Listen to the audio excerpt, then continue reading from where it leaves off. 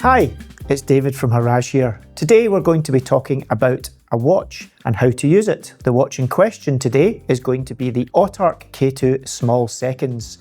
This is a watch with a titanium case, and as you can probably guess from the name, its complication is it has a small seconds function at 6 o'clock. We're going to go over some of the specifications and how to use the watch correctly. This watch is 39.5mm in diameter, with a case profile of 8.8mm, making it a very slender watch on the wrist. The case construction and bracelet construction is grade 5 titanium, a very lightweight material, meaning the watch is around 85 grams in weight. It's very wearable day to day, is hypoallergenic, and the watch also features a water resistance of 100 meters. This means, of course, if you decide to have a swim or go to the seaside, you can have a great day out without worrying about your watch. In order to get the watch up and running and set the time, we will go through those processes. If the watch has not been worn for a considerable period of time, you may find it's no longer running. In order to get some power into the mainspring, we must use the crown here to wind the watch. With the crown fully against the case, turning the crown in a clockwise direction will begin to add power to the mainspring. Giving around 30 to 40 winds of the crown, you will begin to see the second hand running. You now of course need to ensure the watch is set to the correct time. In order to do this, you need to have a reference time. A reference time can either be an app on your phone. There are also plenty of websites that give great reference time. As long as you have hours, minutes and seconds, this should be sufficient. In order to set the time on the watch, we first have to make sure we hack the seconds to the 0 point.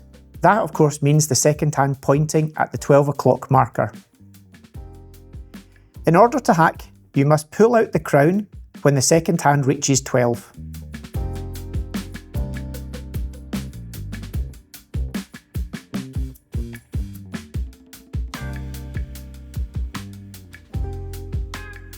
Here we have pulled the crown to position 1, and as you can see, the second hand has stopped at 12. We then look at our reference time. It's coming up to just around 11 o'clock in 20 or so seconds. So we will set the time on the watch by turning the crown clockwise and adjusting the hour and minute hand to the correct time, in this case 11 o'clock. As you can see, seconds are at 0 and we're at 11. We're counting down now, 8 seconds before 11. At exactly 11, we will push the crown home to position 0. We have now hacked the clock to run exactly at 11, as you would expect, and as you see the seconds are passing, matching the seconds passing on the subdial. So now we have set the time correctly on the watch, and we know we have accurate timekeeping. As we mentioned previously, the watch is water resistant to 100 meters. In order to ensure the water resistance is retained on the watch, you must always check the crown is fully pushed home against the case. In this position, you are safe to take the watch into water and there should be no issues. Other features of this watch is the HMAC clasp. This is the HORAGE HMAC clasp. What does HMAC stand for? It stands for HORAGE Micro Adjust Clasp. The clue's in the name. It has 10mm of micro adjustment. We open the clasp by pressing the 2 buttons and pulling up the way, and you see the clasp is now open. If you look inside the clasp, you'll see there's a central button, this button I'm pointing to. By pressing this, you can slide the clasp fully home or fully out. When it's fully out and you close the clasp, you're able to push the bracelet in. You'll hear those clicks. Each click is a 1mm adjustment. You're also able to do this whilst wearing the watch on the wrist. We advise when sizing the bracelet that you set the clasp to the 50% point, i.e. 5mm deployed, in order to ensure you have 5mm of adjustment to make the bracelet smaller or 5mm of adjustment to make it larger. This should suit most people in all weathers, whether it be warm or cold. As we previously mentioned, this watch features an integrated grade 5 titanium bracelet. For most people, you may have to remove some links in order to get the best fit on your wrist. The links on the bracelet are held together with pins and collets. There is no direction in which you must push out the pin. They can be pushed out to either side. If you have suitable tools, this is a job you may be able to do at home.